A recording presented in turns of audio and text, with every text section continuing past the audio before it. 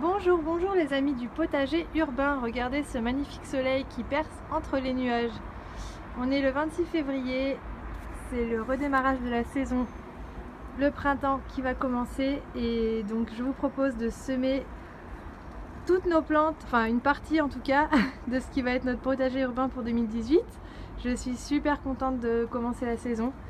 J'espère avoir le temps de poster le plus de vidéos possible et de vous montrer tout ce que je fais.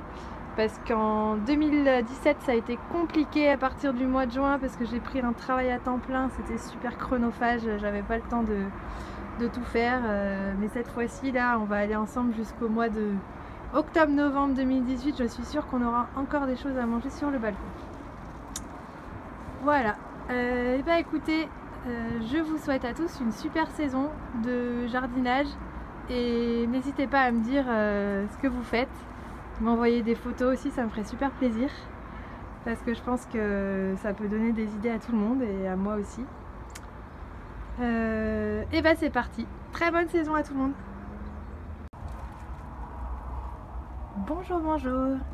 Alors on est le 26 février et le thermomètre affiche -4 et pour cause, tout a gelé là, l'eau dans les pots, c'est tout gelé. Il y a de la glace là. Donc je vais éviter de semer en pleine terre. Je vais semer à l'intérieur. Je vais juste préparer des petits pots comme ça avec de la terre et puis je vais attendre que ça se réchauffe. Je vais laisser ça à température ambiante à la maison pendant 1 heure pour que la terre se réchauffe. Et après je vais semer. Voilà. Voilà, alors j'ai préparé mes petits pots de terre et je vais profiter que j'ai de l'eau de pluie qui s'accumule là, aussi froide soit-elle, pour mouiller en fait la terre là où je vais faire mes semis. Comme ça, j'aurai pas besoin d'arroser juste après avoir mis la graine, ça sera déjà mouillé. Donc on peut le faire avec de l'eau du robinet, mais moi vu que j'ai déjà de l'eau à portée de main, de l'eau de pluie, c'est pas mal parce qu'il n'y a pas l'eau de javel, tout ça c'est plus pur on va dire, donc je vais l'utiliser. Donc soit je fais avec la pelle comme ça, ou sinon je trempe mes pots comme ça et ça remonte par capillarité dans la terre. Du coup en 2-3 minutes l'ensemble de la terre est mouillé. Je crois que je vais pas m'embêter, je vais faire comme ça. Profitons de l'eau de pluie qui s'est accumulée là.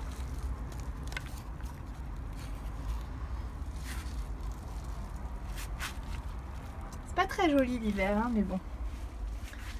Et là c'est super marrant parce que j'avais des restes de baby carottes de l'année dernière qui ont commencé à regermer là maintenant, en fait, à refaire des racines et germer. La nature est forte.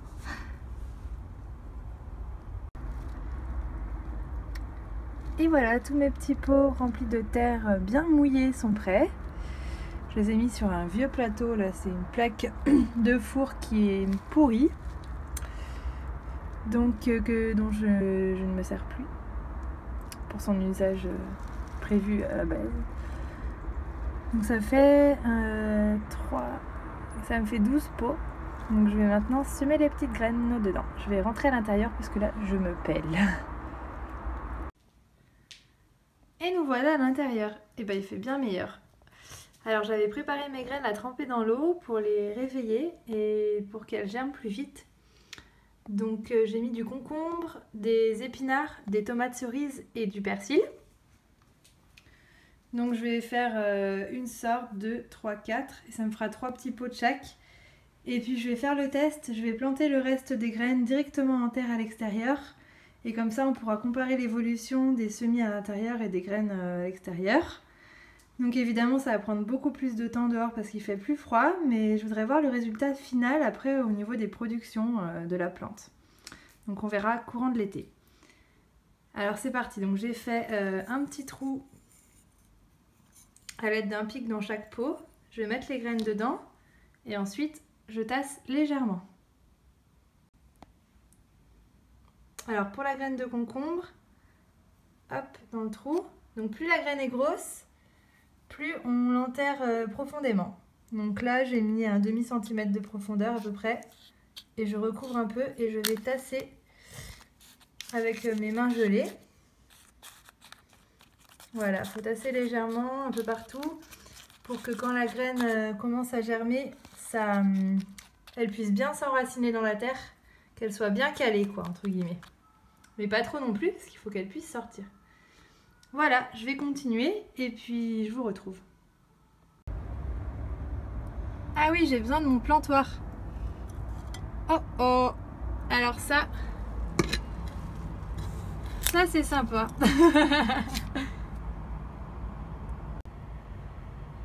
Et voilà, donc j'ai fait mes petits trous avec mes graines d'épinards. Puis j'ai mis tout ce qui restait aussi un peu en vrac. Voilà, dans des petits trous comme ça. Donc maintenant je vais juste recouvrir un peu la terre, comme ça.